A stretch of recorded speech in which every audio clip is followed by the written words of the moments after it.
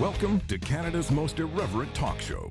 This is The Andrew Lawton Show, brought to you by True North.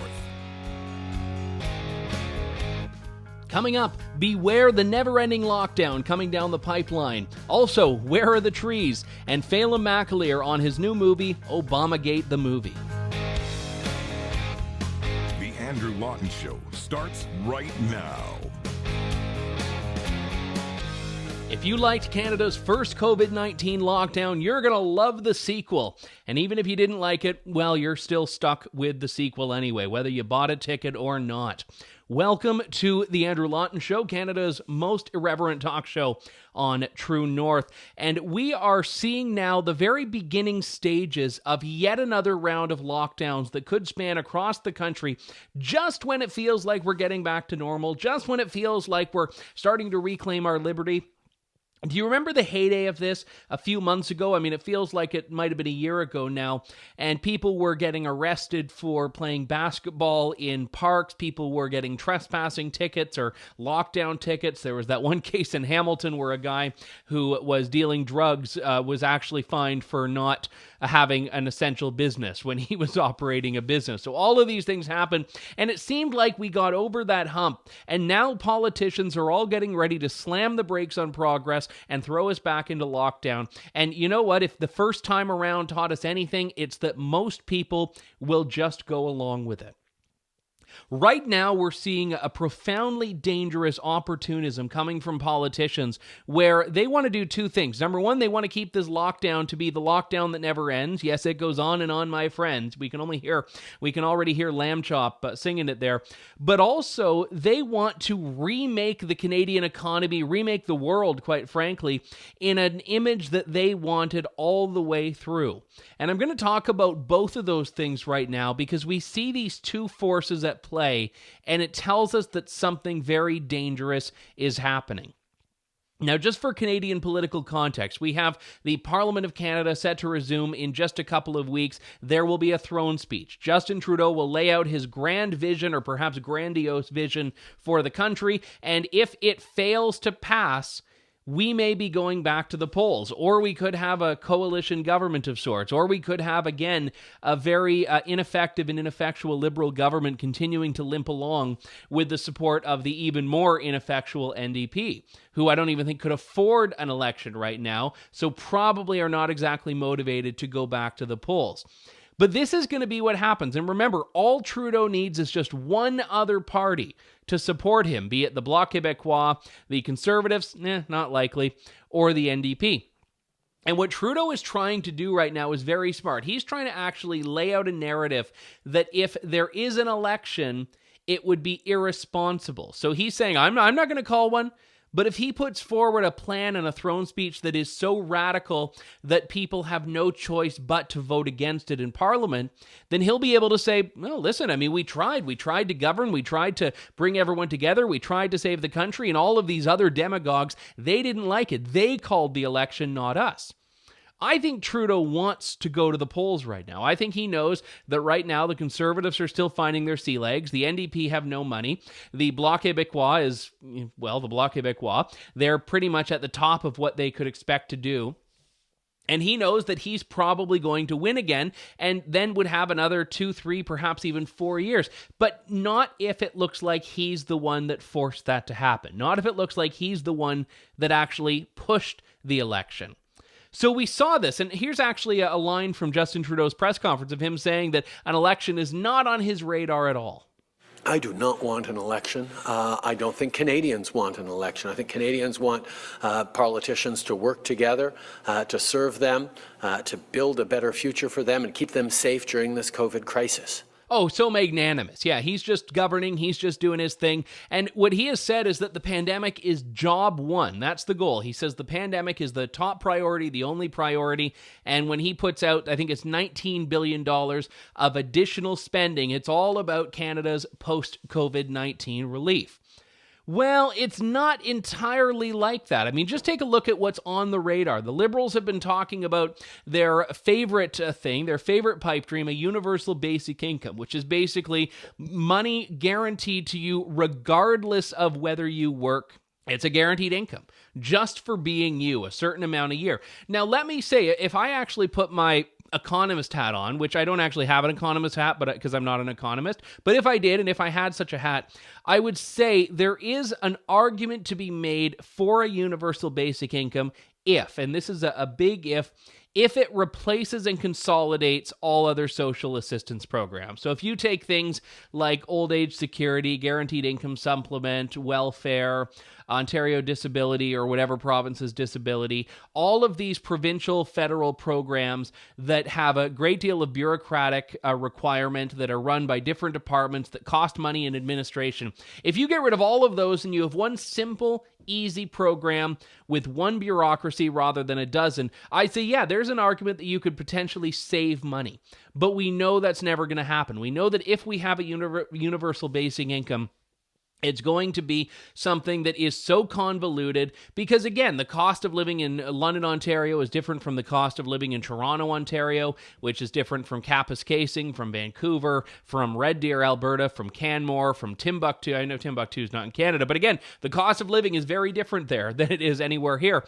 So all of a sudden, you have to have these regional variances, and then they're going to say, oh, well, these circumstances are different than those circumstances, and we're going to be right back to square one. So I don't trust a liberal-led universal basic income for that reason.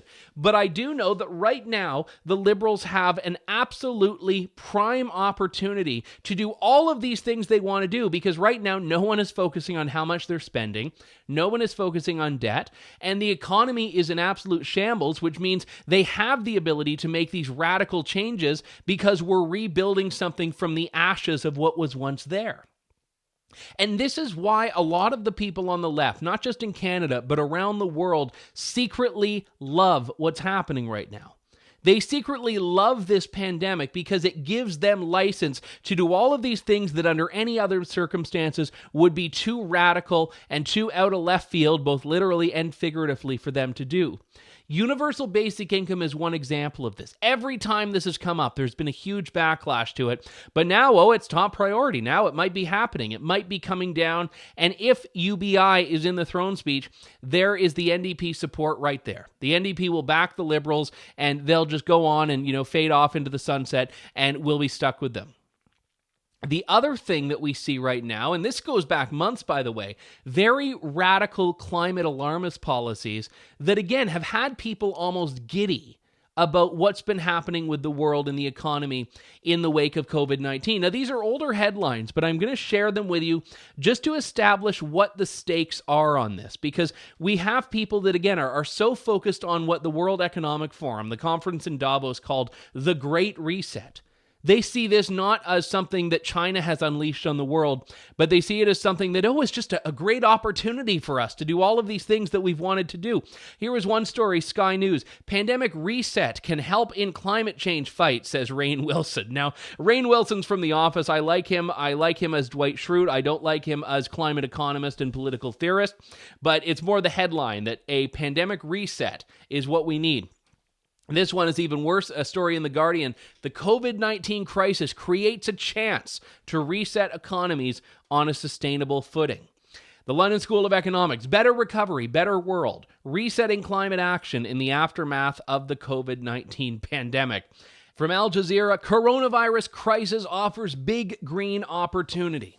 And if you want to understand the divide between the elites and ordinary people, this is it. Ordinary people whose restaurants are closing, whose businesses are shut down, who are dealing with mental health issues, who are dealing with a health crisis, who are dealing with political lockdown, who are dealing with shutdowns of everything, they are not seeing this as a grand opportunity. Average people are feeling a lot of pain right now, economic, health, social, societal, political, all of these things. Only a very narrow subset of the world, and the global elites, are thinking right now, this is a great opportunity. And of course it is, because we've been saying no to all of these things for years, and finally they are at a point where they can ram them through with very little repercussion. And that's what I fear is coming down when we see Trudeau's throne speech. Items that if he were to have run on in last year's election never would have been able to fly, but now under these circumstances he can get away with it. And certainly spending is in that case because he's always wanted to spend. He's always felt unrestrained by things like dollars and cents and by debt and deficit. And now he's got license of, oh, well, there's a pandemic. We have to spend.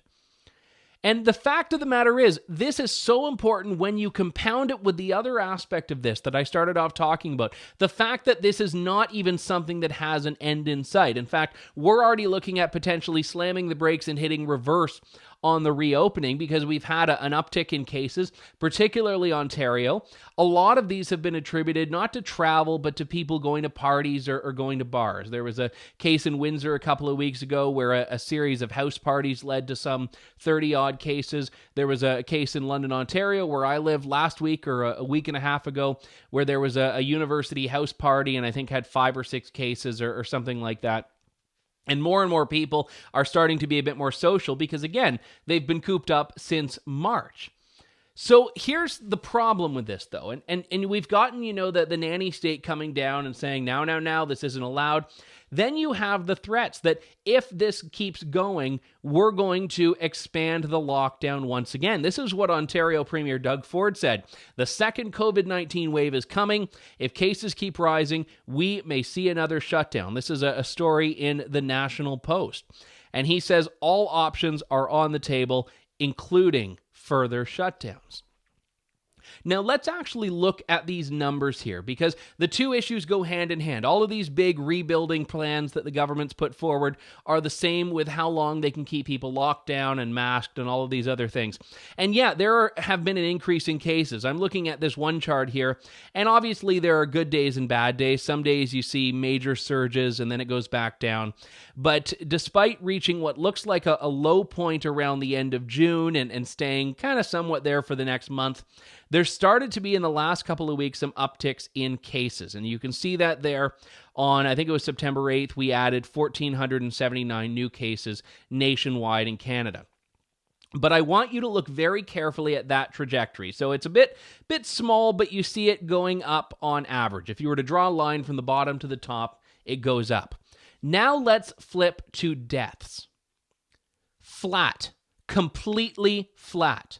From basically the beginning of July, they have been in low double digits some days and single digits most days. And even when the cases go up, and we put those side by side, even when the cases go up, the deaths are remaining constant.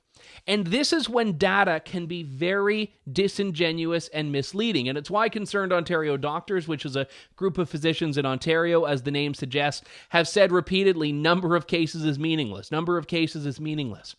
Right now, we've had testing backlogs, people that have had to wait in line for hours to get tested. They are producing more and more tests right now because there has been this new wave of panic, at least. And more people are getting tested, which means more people are finding they have it. But deaths and ICU stays have remained somewhat constant. Now, I'm not saying it will stay that way if cases continue to rise. But I'm saying that has always been the more accurate and effective measure of where things are. How many people are in hospital? How many people are dying from this? And those figures have remained flat even when these cases have started to have a bit of a resurgence. So if anyone is using a few extra cases a day as justification to go back to where we were in March, April, May, which was not fun and was not pleasant for most people in this country, there is a huge question mark as to why. The whole point of flattening the curve was supposed to be so as to not overwhelm hospitals and morgues and so as to not overwhelm ICUs and healthcare workers. We flattened the curve. The curve is a flat line. The curve is not even a curve at all anymore. And as Mark Stein said, the 2-week flatten the curve has now become the third quarter. We're now in the third quarter of the 2-week shutdown. So you have to preserve and protect your liberty if politicians are going to turn this into a never-ending lockdown. And this is coming from someone, by the way, who believes this is real. I believe that, yes, there is a health issue, and I believe that people need to be protected. And early on, I was very cautious because we just didn't know. We were seeing bodies lining the streets in China and in Iran, and I knew that it was a make-or-break situation until we knew more. Well, now we do know more. And now we've adapted the world so people can do things safely. People can go to grocery stores safely. People can go to churches safely. People can go to 10,000 member rallies without a single case coming from them. So with saying that, we know that there are safe ways to operate in the world that don't involve having to just sit in our homes with the doors locked, the windows shut, and hope for the government to come rescue us. And that's the big point. There is a big gap between, I think this is terrible, no one should leave their homes, and I think this is a hoax and I don't care and I'm going to go around licking doorknobs. And we need to have more people that occupy that middle ground of saying, yes, we should protect ourselves, we should really protect the vulnerable, but we should also maintain our civil liberties. And again, I mean, these people that are going to bars and having house parties, it sounds like they're not being particularly careful. That is giving license to politicians to do all of these things to keep people locked down. And if you don't want a never-ending lockdown, we have to see a change in that. There's no denying it. I've said time and time again, people need to, as individuals, make the right decisions so that government doesn't use it as justification to force people into making certain decisions. But you compound the economic aspect of this with the liberty aspect, and you look at just the numbers. I mean, I showed you those charts. Deaths are constant. And I know that data are sometimes tricky, and you can look at the same chart and come up with different interpretations. But I'm saying that when we've seen, for the most part, proportionately deaths and cases in the early days of the pandemic, when they were both going up and coming down, now, despite this uptick in cases, we're still seeing a flat line of deaths. And beyond that, I would point out that there's also an aspect of this that needs to be stated, and that is that when the cases are so low, relatively speaking, it can look more dramatically. For example, if you have 10 cases one day and 20 cases the next day, that is, yes, a 100% jump. But it's a lot easier to jump 100% when you're going from 10 to 20 than it is when you're going from 1,000 to 2,000 or something like that. And it's easy. There's a margin of error that is quite large when you start trying to extrapolate from these sorts of things. So that's something to keep in mind as well. Again, I'm not saying COVID-19 is a hoax. I think this is real. I think it's causing casualties. I think that China has to be held accountable. China has to be made to pay for this. But I also don't think that the panic helped anyone. And what we're seeing now is people having had their patience evaporate with that panic and with that lockdown. And what's government doing? Wanting to start it all over again. We've got to take a break. When we come back, more of The Andrew Lawton Show here on True North. You're tuned in to The Andrew Lawton Show. Welcome back to The Andrew Lawton Show. This is a segment, I'm just going to do a lightning round of sorts, because I had so many stories that I kind of had just opened in tabs, and I just want to make my Google Chrome start working faster, which means I need to start closing these tabs, and I can just talk about these in rapid succession, because a lot of them are just kind of silly off-the-wall stories. But before I get to that, I do have to bring up the 2 billion tree pledge. So Justin Trudeau, in the last election in Montreal, and I was actually there when this happened, had pledged to plant 2 billion trees over the next 10 years. And he did this because he was desperately trying to win the support and affection of Greta Thunberg, who had traveled to Montreal to participate in the climate march there that Trudeau was also in. And there was that great photo of Greta Thunberg and Justin Trudeau meeting, and you can just see he's like prostrating himself towards this. I think she was like 16 at the time, or maybe 17. And at the end of it, she's like, he's got some good ideas, but, he's really not doing enough. So he didn't even win the support of, Queen Greta of Alarmistan. But what ended up happening was they made this pledge, 2 billion trees. Well, La Presse had come across this, that in the last year since he made this pledge, not a single tree has been planted. So of the 2 billion, they crunched the numbers here, and he needed to plant 200 million a year, which would have meant 500,000 a day roughly. So 500,000 trees a day since September of last year, and they haven't done this. So now they have only 9 years, which means they need to do 222 million trees a year if they're going to meet this. And I mean, I like trees, I like nature. I don't think it's bad to have trees, but it's just proving that it was, again, this number concocted out of the sky. And you remember his tweet was, when he announced this, it was, we'll plant 2 billion trees over the next 10 years. That's it. That's the tweet. Well, right now, you've planted 0 trees over the last year. That's it. That's the tweet. And the government had told La Presse, and True North has a version of this story online as well, that they're preparing a comprehensive plan to fulfill the commitment. Why do you need a comprehensive plan? Get a shovel. That's your comprehensive plan. Get a shovel and a wheelbarrow. When I was in Scouts growing up, we did tree planting. We didn't need a comprehensive plan. We didn't need a self-aggrandizing tweet. We just needed a shovel and a bunch of trees, and we had a grand old time with it. So if you need a plan to do something that is the most fundamentally simple task, you're trying to overcomplicate it. But again, it's all about the optics, it's all about the theatrics, not about actually saving lives, and certainly not about saving an economy. Speaking of theatrics, let's talk about performative wokeism. The idea that everyone just has to look so woke and out social justice each other, even if it means reaching absurd conclusions. Like, for example, this song.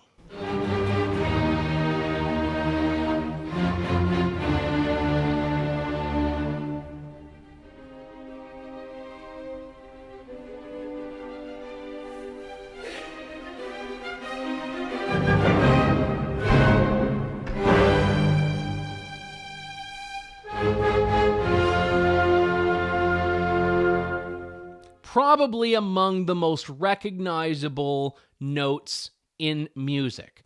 Probably among the most recognizable notes just in general as far as recognizing art is concerned. Beethoven's Fifth Symphony, dun dun dun dun. Well, no, it's been canceled. Yeah, I'm sorry to tell you, you're no longer allowed to listen to Beethoven's Fifth because it put the classism in classical music. It is, I kid you not, it is elitist apparently, according to a write-up in Vox, because they say that the... I can't do this. I can't do it. Okay. They say that, yes, this is a metaphor for Beethoven's personal resilience in the face of his oncoming deafness, but actually, it's only people in power that think that, especially the wealthy white men who embraced Beethoven and turned his symphony into a symbol of their superiority and importance for some and other groups, women, LGBTQ plus people, people of color. Beethoven's symphony may be predominantly a reminder of classical music's history of exclusion and elitism. And they say that prior to Beethoven, classical musical culture looked and sounded a lot different. For example, it was standard for audiences to clap in the middle of the performance. But they say that a different class changed around the time of Beethoven, and it was one that made music more elitist. So therefore, we can blame Beethoven for it, and Beethoven is now classist, elitist, homophobic, racist. He's been canceled, in other words. So if you ever do the dun-dun-dun-dun, if you're ever doing piano lessons as a kid, you actually are playing those few notes as an ode to just being a rabid and evil, bigoted hate monger. So tell that to your kid's piano teacher and, just try to be a better person, I guess. You're only allowed to play that WAP song from Cardi B. That's the only music that's allowed now. Everything else is apparently racist. So this is where we're going. And speaking of everything being racist, Vaughan Secondary School in York Region in Ontario has had its name changed or in the process of changing its name. The reason is because the person after whom the school was named apparently was less desirable when viewed through a 2020 lens. Now, why I find this hilarious is that all of the angry activists holding this up as a great victory, no matter what the school is named, are still going to have to contend with something very significant. The school is located in Vaughan, Ontario. So, sure, change the name, but it is still Vaughan, Ontario, and now it's kind of a Pyrrhic victory because the school's address, sure, the name's a bit different, but you're still having to, literally live in the namesake that you find just so evil and horrific, and this is the thing that apparently has been the biggest priority for people in Vaughan or in York Region. I guess they have to emphasize the region now rather than the city. And one final one here from the land of the woke. It's one thing to change a school name here and there, to take down a statue here and there. It's quite another when you decide you want to go after all of them at once. Well, that's what the mayor of London, England is doing, Mayor Sadiq Khan. He has launched a commission that he's recruiting for that will, in his words, quote, review diversity and representation across our city's public spaces, from statues and memorials to our street and building names. So London, England is going after absolutely everything now. If there's a street name they don't like, a building name, a statue, a park, they're going to take it down. And it's funny, I've actually spent in the last couple of years, just by virtue of covering the Tommy Robinson trial and the Global Conference for Media Freedom, I've been to England 3 times. And I absolutely adore London. It's probably one of my favorite cities in the world. And the reason is because of all the history. I mean, this was the birthplace of Western civilization. And there's a reason that so much of what we have in Canada is really synchronized with what exists in England. So when you walk around, you know all the street names because we've seen them here, named after dukes and duchesses and earls and barons and all of these sorts of things. And when you take the history away, London ceases to be London. But unfortunately, none of these people care about that because they don't actually like history. They don't actually understand history.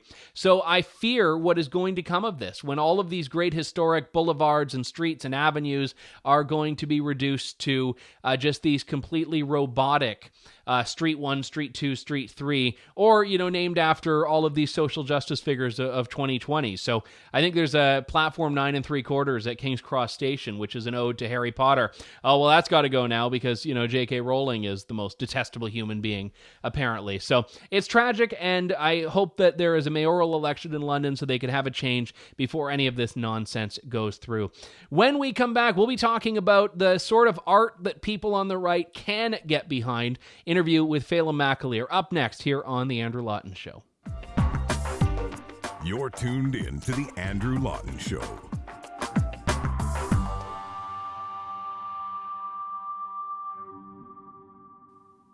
Welcome back to The Andrew Lawton Show. Conservatives all the time complain that Hollywood and the entertainment world have this big liberal bias, and that's true. That is so very true. I'm not going to dispute that at all.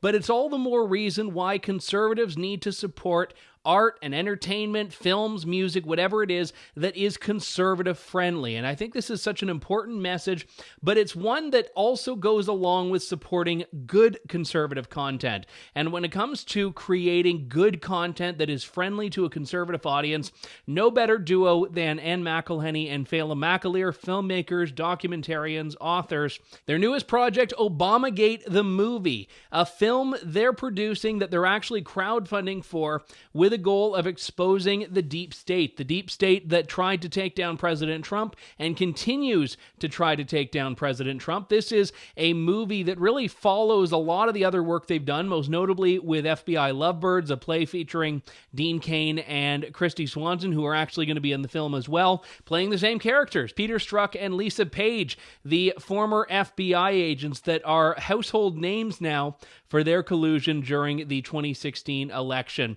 And joining me on the line is one of the fantastic duo I was just talking about, producer and co-writer of ObamaGate The Movie, Phelim McAleer. Phelim, good to talk to you again. Thanks for coming on the show. Thanks for having me, Andrew. It's always a pleasure to be on your show and talk to your audience. We are now almost 4 years after the election. Barack Obama's been out of office for almost 4 years. Why is this a story that, in your view, still needs to be told? Because it started at the tail end of the Obama administration. It's hard to believe, right? It is actually hard to believe, and I think it's missed in a lot of this. This is an investigation by the most powerful parts of the intelligence apparatus under one administration into the rival political candidate running in the next election from the other party. It's like Ronald Reagan, having Walter Mondale investigated, or I can't remember who ran against Herbert Walker, but George H.W. Bush. having using the power of the presidency and the power of the intelligence organization to investigate your political opponents. And this is not investigating their tax returns. This is using secret warrants, recordings, tapping people's phones, turning people, using spies, using a honey trap. They sent a girl in a short skirt to a meeting in London to try and get a senior member of the Trump campaign to incriminate himself and incriminate the campaign. None of this worked, but they lied to the FISA court, the supposedly secret but highly skeptical special warrant court that, because you need a special warrant to spy on your own people, and they just lied and they made stuff up, and the judges just handed out warrants like confetti. But this all happened under the Obama administration, and then it continued.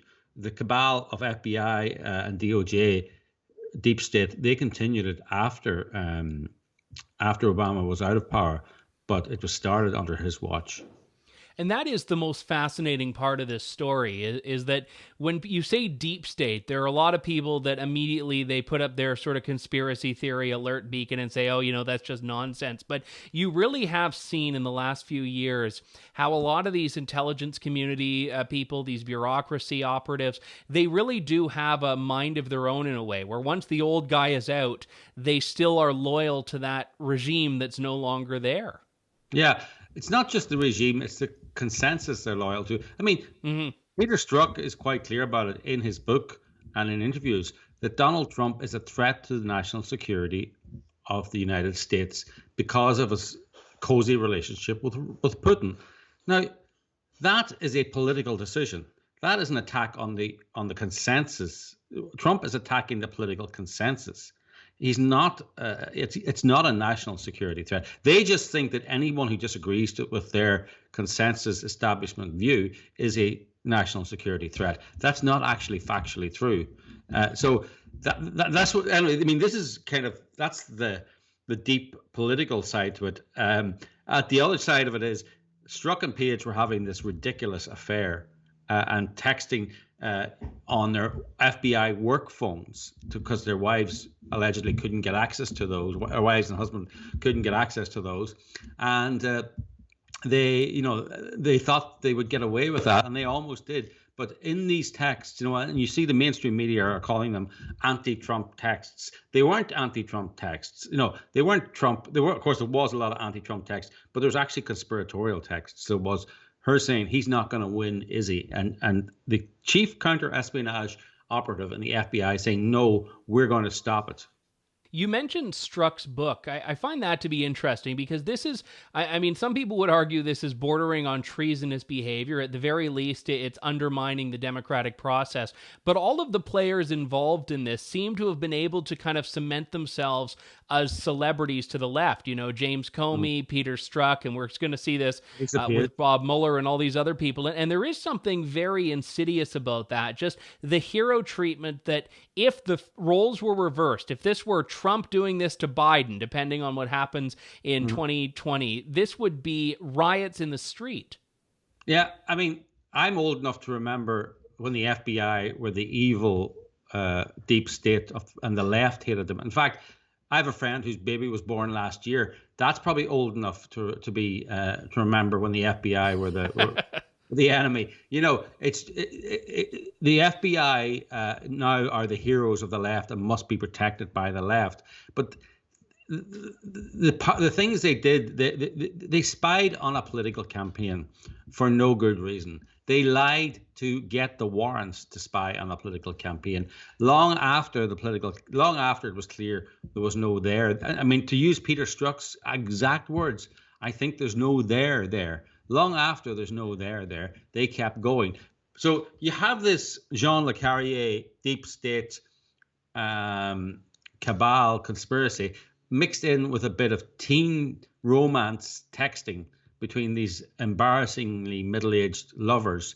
And then in the middle of it, you have his wife finding his work phone and somehow getting access to the texts in his FBI work phone, and then phoning Lisa Page and threatening to set a private investigator on her. And you know, I mean, there's so many questions and so much madness there that it's a really entertaining movie. And that, you know, this has to be entertaining. You know, you saw the play, we did the excerpt of the play, original play on the Mark Stein cruise. It's a scream, it's a laugh a minute. So those laughs are still there, but we've extended it now to bring in the whole Comey stuff, the Flynn stuff, all the other memos and conspiracies that have come out since then. Oh, yeah, it's 100% verbatim. That's what I want to say. And that's the part I wanted to ask you about, because you've had a fantastic ability with past work, whether it was your play on Ferguson or the Gosnell trial and FBI Lovebirds, of taking things that have actually happened, not just events that have happened, but actual conversations verbatim, and bringing them to life in a way. And I guess there are two parts to the question. One is a bit facetious. You know, is there much work for you as a writer or co-writer of this film when you're using verbatim words? But more seriously, why is that something that needs to be done? Well, yes, I saw someone on YouTube called me a lazy writer, or maybe it's on Twitter, because you could be more nasty on Twitter. And I went, yeah, that's me. You know, well, actually, you know, when the mainstream media has failed to do its job, when the media won't do its job, then that's where verbatim plays and verbatim theater and verbatim movies, that's where they come in, and that's where they're strongest. Because in some ways, I'm lucky that the mainstream media is so crap, because if they were any good, I'd be out of work, right? I'd be, you know, shoveling cement back in Ireland or whatever. You know, they will not tell the truth. You know, they will not highlight the stories that should be highlighted. They will not quote directly when the quote doesn't help them. What they do is they paraphrase it in the most benign way. You know, it's like, as Mark Stein once said, you know, I mean, this is, you know, when Salman Rushdie's book, you know, 20 people were killed, and reviewers talk about it, it caused some controversy. You know, I mean, they will paraphrase things and make things as benign as possible when they don't like them. But the great thing about verbatim is, you know, there's no filter, there's no editorial filter on it. You know, there's some, but this is what the people said, and the audience loves it. Because I always notice when you're in the theater, you know, people are sitting back like this thinking, what's the playwright gonna, oh, that's an interesting drama, that, you know, oh, really they get invested in the characters, but they're sitting back absorbing it. When it's verbatim, they're leaning forward trying to hear every word, because they know these are the words that were actually said by real people. And you know, it hasn't been easy getting actors for ObamaGate. We've lost a few, you know, for various reasons, and we don't know why. Same with Ferguson. 9 of the actors walked out, and you know, they walked out. These were African Americans getting their voices in the theater, because it was eyewitness accounts from the grand jury testimony. And you know, so they don't want they'd rather have some Black Lives Matter activists tell you what the street is thinking, rather than people on the street speaking for themselves. And that tells you a lot. And it tells you a lot about the acting profession, about who they're really speaking for. And when you talk about that whitewashing, that's particularly important, because I know when you and Anne announced this project, you had mentioned that Showtime is doing some big special, but instead of basing it on the transcripts, which are publicly available, they're basing it on James Comey's book. They're basing it off of a very, you know, I don't even know what, a self-aggrandizing version of events through the eyes of James Comey. Yeah. And they're getting, I think you said, a $40 million budget that they're putting towards this, whereas you and Anne are crowdfunding. I think you're down to 103,000 or so that you need left in this. You're doing this, and it's going to be better at a fraction of the budget. Yeah, that's it. They're spending $40 million, and I've seen, it's a mini series. I've seen it. I got an early copy of it. It's really turgid and boring. And they don't do I mean, there's so much verbatim drama here. Like, there's people getting caught in affairs. Yeah, you don't need to fictionalize when the real story is as exciting as this one is. I mean, they're doing honey traps in a pub in London. They're lying to the FISA courts. You know, there's an agent who rewrites an email to, you know, Carter Page. You go, why was Carter Page so involved with dodgy Russians? Turns out Carter Page was working for the CIA. And that was for free. as a patriot, he decided to work for the CIA and feed information, meet these dodgy Russians, feed information back to the CIA. The CIA wrote to the FBI and said, don't be suspicious of this guy meeting dodgy people. He works for us. They rewrote that email and said, oh, actually, he's not working for the CIA. Then they used his dodgy connections with Russians to get warrants to surveil the whole of the Trump campaign. It's an amazing story. Why would you have to fictionalize it? Why would you have to rely on James Comey's version of events when the truth? I mean, that's a movie. There's a movie. That's drama, isn't it? There is. I mean, you're right about this. And you've got a great cast, too. Christy Swanson, Dean Cain, Superman himself. They did a great job in Lovebirds, and I know we'll do well in this. I have to ask, the fact that you're crowdfunding, is that just something you want to do? Or is there genuinely no studio money behind anything like this from the perspective that you're putting on it? Yeah, there's no studio money behind it at all. And thanks for mentioning the crowdfunding. You can go to ObamaGateTheMovie.com if you'd like to help. It's ObamaGateTheMovie.com. I mean, it's funny. When we first came to Hollywood, 8 or 9 years ago, there was a feeling that you could go to a studio and pitch your best. And of course, they're all liberal, but they would give you a hearing, and maybe once in time in 20, you might get something made. Now, it's very clear that that's not going to happen, because even if there was some guy up there who would want to make this, the employees would walk out, like they have at the New York Times, like they have even at the Wall Street Journal. They would say, we don't want J.K. Rowling's publisher as well. Yeah, J.K. Rowling's publisher. So there is no chance that Hollywood would make this, even if they wanted to. And, because their woke staff will not tolerate this. And it's a terrible disaster for art. It's a terrible disaster for diversity. It's a terrible disaster for fun and entertainment, because you got 3 hours of turgid James Comey prose opposed to 1 hour and 10 minutes of our sex romp meets John Le Carrier meets Mrs. The Vicar's coming, get your pants up, ObamaGate. I've had this conversation with you before, and I mentioned it briefly at the beginning of the segment here. I think it's important for conservatives to support conservative-friendly art and in this context, film. But I also think it's important for any movie or product that is really aiming at a bit of a conservative audience to be good. And I've always admired that your stuff is good quality first before it's ideological or partisan or anything like that. And I think that's so key. A lot of people, I think, just think that, they're going to put something out, and because they put an eagle and a flag on it, everyone's going to buy it. You're doing something that is a good product, and I know you did that with Gosnell. What's your message to conservatives that a lot of the time just complain about Hollywood, they complain about the bias, complain about all of that stuff, but don't really do anything to support the work that is out there for them? Well, I mean, you're terrible, right? You're terrible. If there's a conservative movie out there and you can't go to it, buy a ticket online. If there's a conservative book out there, buy the book, give it to someone as a gift. It breaks my heart. You see conservative billionaires giving 40 million to the Lincoln Center for the Arts to make product that's attacking them. Stop funding Harvard. Stop giving money to your alma mater to attack America. Fund projects like ours. Fund your podcast.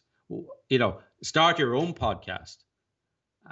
But people who don't fund and don't buy books and don't buy DVDs and don't buy. There's a movie on there at the moment, Infidel. It's in 200 theaters. Maybe you can't go, but you should buy a ticket. And you could find it's the number one movie of the weekend. And suddenly, when it's number one, the great thing about people, when they hear something's number one, they automatically want to go and see it. Even liberals. So you got to make it the number one. You got to make it. Nothing succeeds like success. So let's make it a success. Well said, and I appreciate the plug to my show as well. Certainly people can contribute to that, but I also very much encourage them to head on over to ObamaGateMovie.com, and we'll have a link up there on the screen right now, and chip in a few bucks if you can to Anne McElhenney's and Phelim McAleer's latest project. Looking forward to it. Phelim, thank you so much. I really appreciate it. Thanks, Andrew. All the best. That was great. My thanks to Phelim McAleer, and I know Anne McElhenney, his lovely wife and co-writer, co-producer, didn't join, but she's wonderful as well, and I hope you'll keep an eye out for this project and do contribute. Like I've said time and time again, we have to support the work that is doing stuff that we always complain isn't there in the mainstream media, in Hollywood, and all of these other things. So with that being said, my thanks to them both and to all of you for tuning into the show. We'll be back next week with more of Canada's most irreverent talk show. Thank you, God bless, and good day, Canada. If you enjoy the show and want to hear more of it, we need your support. Head on over to andrewlawtonshow.com and click donate to support the work that we're doing and stand up for independent media. Thanks for listening to The Andrew Lawton Show. Support the program by donating to True North at www.tnc.news.